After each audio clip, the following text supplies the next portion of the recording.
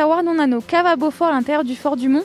Du coup, on a voulu promouvoir nos caves et surtout ce lieu qui est assez magnifique et était propice à ce genre d'événement, à faire découvrir à tout le monde ce beau pays de Savoie. On a déjà de la vente des 8 fromages de Savoie, donc l'Abondance, le Beaufort, le Chevretin, l'Emmental de Savoie, la Raclette de Savoie, le Reblochon, la Tome de Savoie et la Tome des Bauges. On a des visites de caves où le Beaufort du Fort du Mont est affiné. On a des démonstrations de fabrication, des démonstrations de recettes. On a également des dégustations des 8 fromages et plein de petites animations pour les enfants. À l'entrée du fort, on a également le club de biathlon de Naves qui est là et qui fait des initiations. Donc on peut faire du tir et également un petit tour d'initiation en course sur les remparts du fort. C'est très bien, en plus avec le beau temps. Nous on pensait trouver le fort dans la brume et puis finalement c'est grand soleil. Donc déjà rien que ça c'est sympa. Mais c'est la première fois qu'on visite vraiment la cave. Et c'était super sympa et pareil, on apprend toujours des choses. Et le Beaufort, la dégustation, alors là, n'en parlons pas. Vraiment très bon, avec un goût bien prononcé par rapport au Beaufort habituel. Et je comprends que ça demande du travail et puis c'est vraiment un Beaufort particulier, quoi. Le cadre est très sympa. C'est original aussi ce lieu qui soit transformé en cave d'affinage. Et puis ça fait passer une belle journée. Il fait beau, on en profite. Plein de découvertes. On a appris des choses. C'est vraiment très intéressant. Moi je suis de Bourges et régulièrement je viens là. J'achète le fromage ici avant de partir. Et là c'était l'occasion de voir comment ça se déroulait.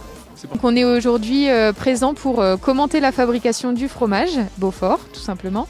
Donc là, on a mis 360 litres de lait dans la cuve. Donc une cuve en cuivre qui est le meilleur conducteur de chaleur et qui permet de tuer des mauvaises bactéries qu'on ne veut pas dans nos fromages.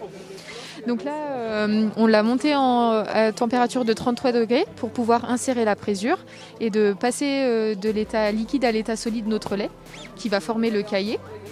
Ensuite, on a tranché le caillé avec l'outil qu'on appelle tout simplement le tranche-caillé. Ça permet de trancher le caillé de la taille d'un grain de riz pour séparer le petit lait du caillé et avoir vraiment un fromage sans eau, on va dire. On essaye d'évacuer le maximum d'eau de notre fromage pour pouvoir le conserver ensuite. Et donc là, on est à l'étape du brassage. Donc on va brasser jusqu'à une montée en température de 54 degrés. On brasse constamment pour éviter que les grains de caillé tombent au fond de la cuve, tout simplement. Et donc ensuite, on va soutirer les grains de caillé et les mettre dans les moules à Beaufort qui vont être ensuite mis sous presse pour pouvoir former notre meule de Beaufort. Ensuite, ils vont être mis sous presse 20 heures, ensuite mis dans un bain de saumure, donc de l'eau saturée en sel pour pouvoir commencer la conservation. Et ensuite, ils vont partir 5 mois minimum sur la zone Beaufort en affinage. Et ils vont être retournés 1 à 2 fois par semaine et brossés avec de l'eau salée pour pouvoir créer la croûte et lui donner son bon goût.